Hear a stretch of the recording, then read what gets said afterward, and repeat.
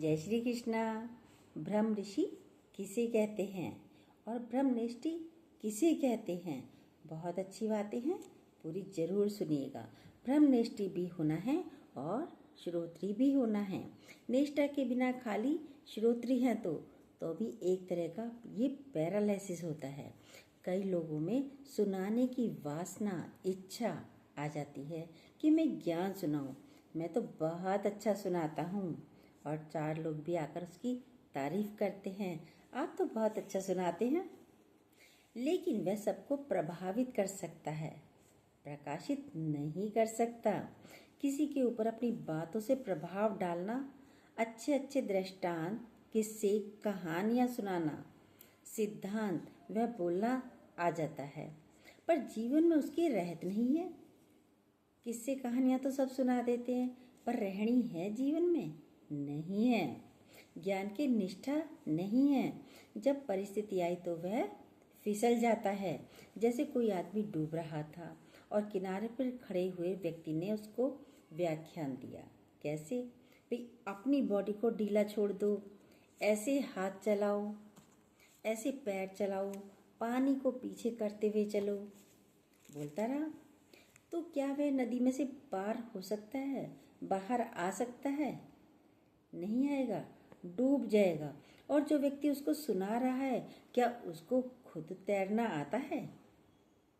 नहीं आता। सुनी सुनाई बातें सुनी और सुना दिया, तो खुद उस दूसरे को नहीं बचा सकता। पर एक व्यक्ति है जिसको तैरना आता है, तो वह खड़ा नहीं रहेगा, वह तो सीधा नदी में जंप करेगा और निकाल कर उसको बाहर लेकर आ जाएगा। उसके बाद उसे सिखाएगा कि बिना तैरना जाने तुम्हें अंदर नदी में नहीं जाना चाहिए था, पानी में नहीं उतरना चाहिए था, पहले तैरना सीखो। तो हम भी जब डूबते हैं संसार में, तो गुरु अपनी जान की बाजी लगाकर हमको बाहर निकाल कर ले आता है और निकाल कर फिर यह बात समझाता है, बिना तैरना सीखे तुमको इस संसार सागर में नहीं जाना चाहिए। यह बात भी तुमको समझ सिर्फ ब्रह्मनिष्ठि गुरु से ही आएगी। वक्ता से तुम भी वक्ता बन जाएगा, बोलने वाले से तुम भी बोलने वाला बन जाएगा। ब्रह्मनिष्ठि गुरु ने जो भी ज्ञान सुना है, वह अपने गुरु के मुख से सुना है। अपने गुरु उस ज्ञान पर उसकी रहनी भी है। ज्ञान सुना ही नहीं, उसकी रहनी भी है, उसका करैक्टर भी है, वह चलता भी है उस ज्ञान पर। सुनत कहत रहत गति पावे। पहले सुनो, फिर कहो, फिर रहनी बनाओ, फिर आपकी गति है। गति तभी हो सकती है तुम्हारी जब तुमने सुना, कहा और रहनी भी हो। जैसे हमने भोजन बनाने की कला तो माँ से सीख ली। इतने चावल लेने हैं, इतना पानी लेना है, विधि आ जाती है बेटी को माँ के साथ खड़े होकर। उसके बाद प्रैक्टिकल भी करना जरूरी होता है। भी बता तो दिया चावल लो, पानी लो, लेकिन माँ के साथ खड़े रहना पड़ेगा। विधि तभी आएगी, खुद से बनाना पड़ेगा, और बनाने के बाद भी उसको खाकर उसका टेस्ट लेना पड़ेगा। तब पता चलेगा अब हमें ये काम, खिचड़ी बनानी आ गई, ताहिरी बनानी आ गई, दाल चावल सब्जी बनानी आ गई, तब पता चलता है। तो केवल खाने से भी काम नहीं होगा, अब उसे हजम भी करना पड़ेगा। यदि भोजन हजम नहीं हुआ तो वॉमिटिंग हो जाएगी, मोशन लग जाएंगे, तो कहते हैं बदहजमी हो गई इसे। और उसके बाद क्या होगा? फिर कमजोरी आ जाएगी। भोजन भी न ज़्यादा न कम करना चाहिए, भोजन भी न तो ज़्यादा करना चाहिए न कम करना चाहिए। इसी तरीके से ज्ञान भी ना तो ज़्यादा ज्ञान में रहो और ना कम सुनना चाहिए। सुनने से भी काम नहीं बनेगा, और ना कम सुनने से मेरा काम बनेगा। मैं तो ब्रह्मज्ञानी हो गया, थोड़ा सा सुना और कह दिया मैं तो ब्रह्मज्ञानी हो गया। ज्ञानी भी चुपचाप बैठा सुनता है, क्योंकि उसके अंदर नम्रता है, सीखने का भाव है, ज्ञानी होने का गुण है। उसका मन इंद्रियों पर संयम है। तुम्हारी अगर एक इंद्री भी अगर बेकाबू है तो पूरा घोड़ा ही बेकाबू हो जाएगा। तुम अपने आप को माफ़ कर देते हो। चलो थोड़ा गुस्सा कर लिया, क्या हुआ? चलो थोड़ा मोह कर लिया, क्या हुआ? थोड़ी इच्छा कर ली, क्या हुआ? तो अपने आप को माफ़ मत करो, अपने आप को कड़ी सजा भी दो। इंद्रियों को वश में करना है, ब्रह्मनिष्ठ बनना है तो अपने आप को सजा दो, ताकि दोबारा से तुमसे गलती ना हो। मन कहेगा थोड़ा सा खा लिया तो क्या हुआ? डॉक्टर की तो मना है, डायबिटीज़ है, थोड़ा खा लिया तो क्या हुआ? चलो गोली खा लेंगे, थोड़ी इंजेक्शन लगवा लेंगे, थोड़ी शादी में दावत है, ऐसी छोड़ दे क्या दावत को? चले जाते हैं दावत में, ऊपर से भाई रसगुल्ला भी खाओ, रबड़ी भी खाओ और आइसक्रीम भी खाओ, सारी चीज़ें खा रहे हो आप। फिर कहेंगे चलो कोई बात नहीं, घर जाकर एक इंजेक्शन लगवा लेंगे, कोई टैबलेट खा लेंगे, ये टैबलेट और एक्स्ट्रा खा लेंगे। जीभ की इंद्रियों पर संयम नहीं है, जीभ की इंद्रियों पर संयम नहीं है। थोड़ा इंजेक्शन लगा लेंगे, गोली खा लेंगे, लोभ, मोह, इच्छा, कामना, क्रोध, ये सब विषय जो हैं ये समझ आ जाता है अभी इसकी अंतर ज्योति जली नहीं है। जब ये सब हैं तो समझ में आ जाता है अभी अंदर जो है ज्योति जली नहीं है ज्ञान की। क्योंकि जब ज्योति जल जाएगी तो अज्ञान अंधेर विनाश, तब अज्ञान अंधेर विनाश, अज्ञान का अंधेरे का विनाश हो जाएगा समूल। अज्ञान के कोई कर्म आपसे नहीं होंगे। कहीं कामनी में फंसा, कहीं कीर्ति में फंसा और कहीं कंचन में फंसा, किसी और नहीं तो किसी के शरीरों में फंस गया, कहीं सतोगुण में फंस गए। जब कोई कीर्ति करता है वो और मीठा जहर है, कोई प्रशंसा करता है सबसे मीठा जहर है। तो अंदर से पूरी तरह से जीवन में संयम नहीं हुआ। विश्वामित्र की बात आती है। एक दिन देखा वशिष्ठ मुनि के आश्रम में उसके पास एक कामधेनु गाय थी। विश्वामित्र एक राजा थे और एक दिन वह आश्रम में पहुंचे अपने सैनिकों के साथ, बहुत सारे सैनिकों के साथ पहुंचे। ऋषि वशिष्ठ जी से कहा, मेरे सैनिकों की भोजन की व्यवस्था करो, मेरे सैनिकों के लिए भोजन की व्यवस्था करो। भाई ठीक है, चलो। सोचा इन्हें समय लगेगा काफ़ी, भाई इतने सारे सैनिक हैं, इतने लोगों की व्यवस्था करने में समय लगता है, लेकिन 1-2 घंटे में सबका भोजन तैयार हो गया। बुला लिया कि आप बैठिए, भोजन तैयार है। सबको भोजन बहुत पसंद आया, सबने भरपेट खाया भी, स्वादिष्ट भोजन था। तो उसने पता लगाया कि ये भोजन आया कहाँ से, इतनी जल्दी तैयार कैसे हुआ। उसको पता चला कि भोजन आया नहीं कहीं से, उनके पास एक कामधेनु गाय है, उसके मुख से भोजन आ रहा है। और इनकी पत्नी गाय से जो कुछ मांगती है वो गाय इनको अपने मुख से देती चली जाती है। कामधेनु गाय थी तो सारा भोजन गाय ने इनको सबके लिए दे दिया। अब विश्वामित्र में कामना पैदा हो गई कि ये राज्य तो मेरा है, मैं राजा हूँ यहाँ का। विश्वामित्र राजा थे, मैं राजा हूँ यहाँ का, ये राज्य मेरा है। और जब राज्य मेरा है तो ये वस्तु गाय भी मेरी होनी चाहिए, गाय भी मेरी हो। विश्वामित्र ने वशिष्ठ मुनि से उस गाय को मांगा। वशिष्ठ जी ने कहा, ये गाय मैं आपको नहीं दे सकता, क्योंकि ये मुझे देवताओं से मिली है और केवल निष्काम यज्ञ के लिए मिली हुई है। मैं तुम्हें इसको अपनी इच्छा पूर्ति के लिए नहीं दे सकता। विश्वामित्र को तो क्रोध आ गया, जोश आ गया और उसी जोश में कहा, अब मैं भी तप करूँगा। और विश्वामित्र ने तपस्या की, मैं भी ऐसी तपस्या करके देवताओं से वर मांगकर कामधेनु गाय मांग लूँगा, गाय को प्राप्त कर लूँगा। तो बहुत तप किया विश्वामित्र जी ने, सब जानते ही हैं। कि कितना तप किया। विश्वामित्र बहुत बड़े तपस्वी थे और कोई भी बात होती थी अपनी तपस्या का फल दे दिया करते थे। लो मेरे 1000 वर्ष की तपस्या का फल तुरंत ही दे दिया करते थे और उसकी कामना पूरी हो जाती थी। लेकिन जब जब ये वशिष्ठ मुनि से मिलने आते थे, वशिष्ठ मुनि इनको सिर्फ ये बोलते थे, आओ राजऋषि। ब्रह्म ऋषि नहीं कहते थे। अब इसको अंदर से क्रोध आता था। उस वक्त क्रोध में भर जाते थे।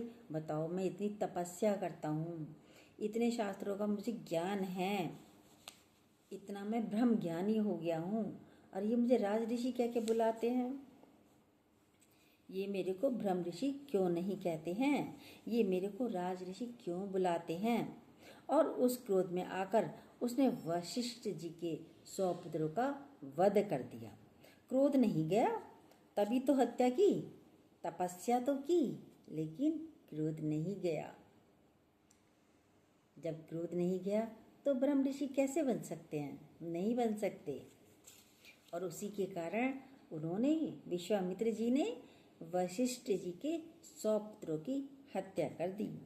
विश्वामित्र जी को क्रोध आया कि ये मुझे ब्रह्म ऋषि क्यों नहीं कहते। तो विश्वामित्र ने सोचा, चलो आज जाकर मैं वशिष्ठ को ही मार डालता हूँ। 100 पुत्रों को तो मार दिया, फिर पहुँचे एक दिन कि आज जाकर मैं वशिष्ठ को ही मार देता हूँ, उसको ही खत्म कर देता हूँ। तो रात को पेड़ पर चढ़कर बैठ गए तलवार लेकर हाथ में। उस समय वे खाना खाकर घूम रहे थे पत्नी के साथ, वशिष्ठ जी। तो पत्नी ने कहा, देखो चंद्रमा पूर्णमासी का कितना चमक रहा है। आज के युग में ऐसी तपस्या किसकी है, किसकी तपस्या है? तो वशिष्ठ के मुख से निकला विश्वामित्र की, क्योंकि ज्ञानी को किसी से दोष नहीं होता। चाहे विश्वामित्र ने वशिष्ठ जी के 100 पुत्रों का वध भी कर दिया था। आपको तो कोई गाली दे तो बदला लेने के लिए तैयार हो जाते हो। गाली दे, गलत बोले, अपमान कर दे तो डांटेंगे, बुरा लगेगा। आपसे कोई पूछेगा क्या सुनते हो, आप कहेंगे ब्रह्म ज्ञान सुनते हैं भाई। फिर आप ब्रह्मज्ञानी हुए? ब्रह्म ज्ञान तो रोज सुन रहे हैं।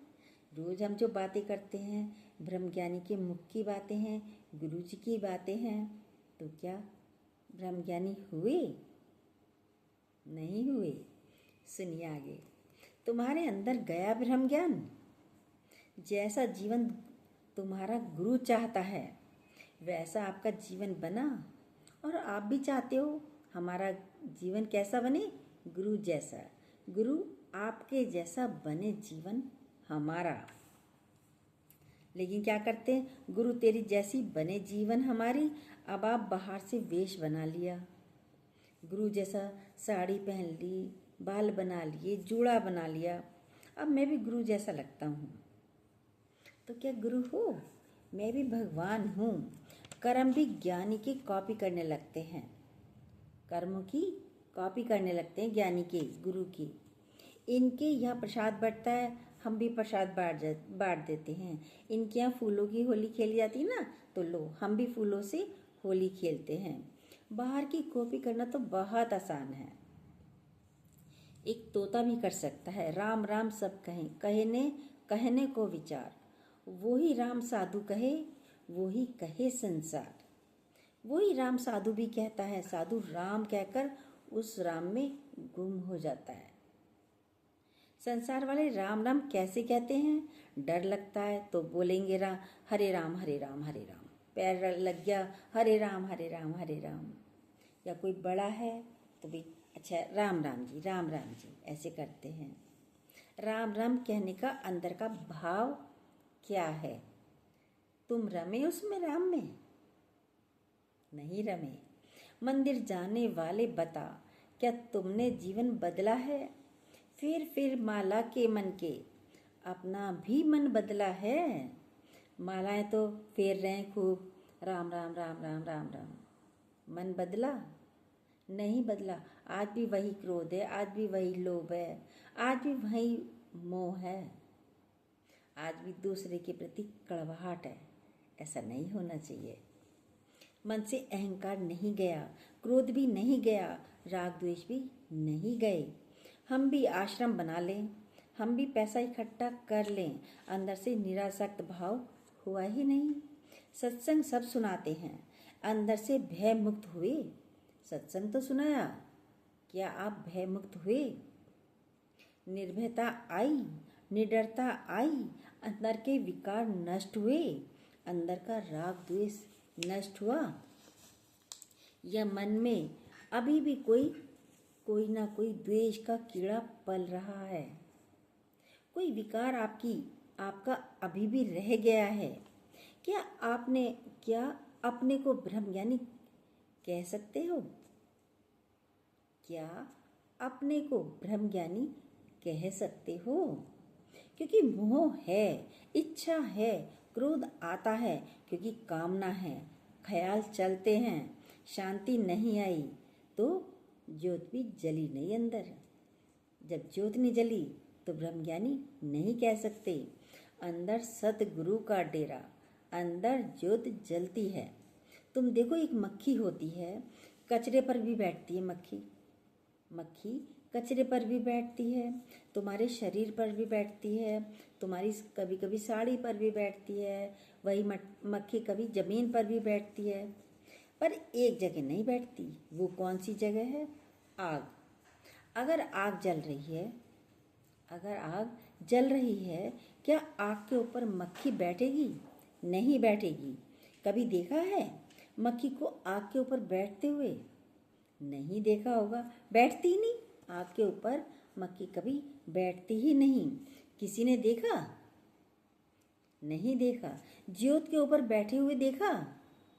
नहीं देखा होगा। अगर आपके अंदर ज्ञान की ज्योत जल गई, अगर आपके अंदर ज्ञान की ज्योत जल जाएगी, तो विकार रूपी मक्खी आएगी? नहीं आएगी।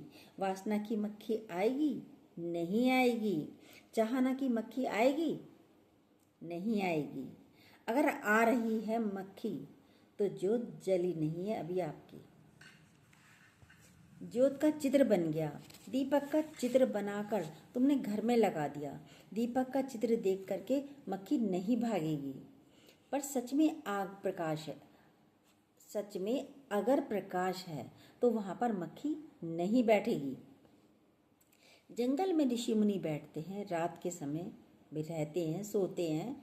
रात के समय जंगली जानवर आ सकते हैं, तो रात को कुटिया के चारों ओर अग्नि का घेरा लगा कर रखते हैं, जला कर रखते हैं अग्नि को। तो तुम्हारे अंदर भी जब ज्ञान अग्नि जलेगी, तो ये विकार रूपी, विषय वासना रूपी मक्खी नहीं आएगी। ज्ञान अग्नि दग दे कर्मा। अपने अंदर ये देखो कि निष्ठा हुई या नहीं हुई। खाली ज्ञान सुना है, सुनना और बोलना तो मीठी खांड है। बोला कथनी मीठी खांड है, करनी विष की लोई। कथनी मीठी खांड है और कथनी विष की लोई। कथनी तज करनी करे तो विष से अमृत होई। जब कथनी छोड़कर खाली करनी में आ जाओ, अपना उद्धार करो। कथनी छोड़कर करनी में आओ, कर्म करने में आओ, तब उद्धार होगा। तुमने सबके उद्धार का ठेका लिया है क्या? क्या तुम्ही ने सबके उद्धार का ठेका लिया है? इसका भी उद्धार कर दूं, इसका भी कर दूं। एक दृष्टांत आता है, एक लड़का जाता था गुरु के पास खाली 2-4 बातें होती थी। ब्रह्म सत्य जगत मिथ्या, ब्रह्म सत्य जगत मिथ्या। वो रोज पढ़े, ब्रह्म सत्य जगत मिथ्या, मैं आत्मा हूँ, शरीर नहीं हूँ। खाली आत्मा की ही बात करे गुरु। अहम ब्रह्मस्मि तत्वमसि, आत्मा ब्रह्म, बस यही बात करे। तो ब्रह्म ही ब्रह्म। तो बेचारा इतना बोर हो गया, एक दिन अपने गुरु से बोलता है, मैं थोड़ा सा और भक्त संतों के प्रवचन भी सुनना चाहता हूँ। रोज आपकी तो वही 4-5 बातें हैं जो हमारे दिमाग में रट गई। मैं और नई नॉलेज गेन करना चाहता हूँ। गुरु मौन रहे, कुछ बोले नहीं। उसी समय एक सन्यासी और आ गया गुरु के पास। वो जो सन्यासी आया, उसमें तो बहुत आकर्षण था। उस सन्यासी में बहुत आकर्षण था। शिष्य बड़ा खुश हुआ। चलो भगवान ने मेरी सुन ली, आज तो सत्संग कुछ नया मिलेगा, कुछ सत्संग की और बातें भी मिलेंगी। इधर उधर जाकर ढिंढोरा पीट दिया, जो हमारे यहाँ महात्मा जी आए हैं, सत्संग होगा, आप सबको आना है। लोग भी आ गए, सुना, बहुत सत्संग भी सुना, बहुत वाह वाह करी और चले गए। महात्मा जी भी सुन रहे थे। जो सन्यासी था उसके पेट में उथल पुथल हो रही थी। मैंने जो बोला इस सन्यासी ने कोई कमेंट दिया ही नहीं, कुछ मुझसे कहा ही नहीं। अच्छा था, वाणी अच्छी लगी, कैसी लगी, कुछ बोला ही नहीं। इतने दृष्टांत बताए, दृष्टांत अच्छे लगे या नहीं लगे। लड़का बहुत खुश था, लेकिन आज नए नए दृष्टांत मिले, वाणी मिली, आज कुछ नया सुनने को मिला। आखिर उसके मन की खलबली ने गुरु से पूछ ही लिया। जो सन्यासी आया था, आप बैठे थे जब मैं सत्संग कर रहा था? बोला हाँ बैठा था। आपको हमारा सत्संग अच्छा लगा? आपने क्या सुना? बोला हाँ मैं बैठा तो था, पर मैं सोच रहा था कि तुम कुछ अपनी कहो तो मैं कुछ सुनूं, तुम कुछ अपनी कहो तो मैं सुनूं। बोला मैं 1 घंटा बोला और ये कह रहे हैं तुम कुछ कहो तो मैं सुनूं। ये बहरा है या बेसमझ है? सन्यासी अंदर अंदर बोल रहा है। भाई बेसमझ भी नहीं है, क्योंकि सुना ये ब्रह्मज्ञानी है, ना हंस रहा है ना मुस्कुरा रहा है, केवल शांत भाव से बैठा है। मैं कह रहा हूँ आपने क्या सुना? मैं यही तो सोच रहा हूँ, तुम कुछ कहो, तुम कुछ कहो। बोला इतना जो मैंने कहा? मैंने बोला अपनी कहो। गुरुजी बोले मैंने कहा अपनी कहो। कुछ तुमने तो किसी का दृष्टांत सुनाया, किसी का अनुभव सुनाया, ऐसा हुआ वहाँ, ऐसा हुआ वहाँ। तुमने तो सब औरों की बातें करी, अपना अनुभव क्या सुनाया तुमने? तुम कौन हो? अब उसकी तो सिट्टी पिट्टी गुम हो गई सन्यासी की। तुम कौन हो ये उसको पता ही नहीं। मैं ब्रह्म हूँ या मैं भगवान हूँ, कहने में तो 10 नाखूनों का जोर लगाना पड़ता है कि मैं भगवान हूँ। जोर क्यों लगाना पड़ता है? भगवान हो तो बुराइयाँ नहीं हैं, और बुराइयाँ हैं तो भगवान नहीं हो, इसलिए जोर लगाना पड़ता है। आसान नहीं है बोलना। मैं ये सोच रहा था तुम अपने विषय में कुछ कहो तो मैं सुनूं। गुरुजी बोले तुम तो इसकी उसकी बातें कर रहे थे। ब्रह्मनिष्ठ मतलब वो अपने में टिका है, वो अपना अनुभव बताता है। अनुभवता का ज्ञान, उज्ज्वलता की वाणी, ये है अकथ कहानी, ये एक कथनीय है। कहत कबीर गूंगे की वाणी। गूंगा बोलता है क्या? नहीं बोलता। गूंगा तो खाली मुस्कुराता है, खुश होता है। ब्रह्मज्ञानी का जीवन दिखेगा आपको, ज्ञानी को कोई भय नहीं। ब्रह्मज्ञानी का जीवन आपको दिखेगा कि कैसे रहते हैं, अलग ही नजर आते हैं, अलग ही जीवन दिखाई देता है ब्रह्मज्ञानी का। ज्ञानी को कोई भय नहीं। सोया पांव पसार, वो पांव पसार कर सोता है। कैसे पांव पसार कर सोता है? जैसे आप लोग शादी करते हो बेटी की, बेटी विदा हो गई, रिश्तेदार विदा हो गए, उसके बाद क्या होता है, सारे रिश्तेदारों के जाने के बाद और फिर आप चादर तान के पैर पसार के सोते हो, निश्चिंत होकर कि अब कोई कार्य नहीं है, सारे कार्य हो गए। लेकिन ब्रह्मज्ञानी तो रोज ही पैर पसार कर सोता है, उसका कोई कार्य है ही नहीं, इस तरीके से रहता है। तभी तो नहीं बोलता था तुम ब्रह्म ऋषि हो। तभी तो वशिष्ठ जी ने विश्वामित्र को नहीं बोला कि तुम ब्रह्म ऋषि हो। जब उसके अंदर का अभिमान मिटा, पेड़ पर वह बैठा था, उसने सुना, अरे मेरे लिए ऐसा बोल रहे हैं कि इसकी तपस्या इतनी ऊंची है। पेड़ से वो नीचे उतरा और वशिष्ठ जी के चरणों में गिर गया। तो वशिष्ठ मुनि ने उसे उठा लिया और कहा, उठो ब्रह्म ऋषि। अरे यही तो मैं सुनना चाहता था अभी तक, जो आपने अभी नहीं अब बोला। विश्वामित्र बोले, मैं यही तो सुनने के लिए मैंने इतने पाप कर्म कर लिए, पहले क्यों नहीं कहा आपने? आज ही तो वशिष्ठ जी बोले, तुम्हें आज ही तो झुकना आया, तुम आज ही तो झुके, तभी तो ब्रह्म ऋषि कहलाए। अगर जरा सा भी अभिमान बाकी रहता तो तुम ब्रह्म ऋषि नहीं कहलाते, ब्रह्मनिष्ठी नहीं कहलाते। निष्ठा तब है जब तुम्हारे अंदर से संसार के लिए कोई चाहना ना बचे, अभिमान ना बचे। खाक छान कर ही तो आए हो संसार के। सब लोग ज्ञान जो सुनने आते हैं, क्या करके क्यों सुनने आते हैं? संसार की पूरी खाक छान कर तब सत्संग में बैठते हैं, तब ज्ञान सुनते हैं। इनकी वाणी मुझे बहुत अच्छी लगती है, तब सुनते हैं। कितनी उम्र चली गई, अब कितनी बची है बताओ? आप खुद ही सोचिए, कितनी उम्र चली गई और कितनी बची है? बहुत गई, थोड़ी रही, और थोड़ी भी अब जाए। ये थोड़ी भी जाने वाली है। तुम्हें मालूम है तुम्हारी कितनी उम्र बची है? फिर भी गुरु मिलता है, चले आ जाओ, चलो आ जाओ। गुरु तो फिर भी कहता है लास्ट में भी, चलो कोई बात नहीं, अब आए हो, अभी आ जाओ।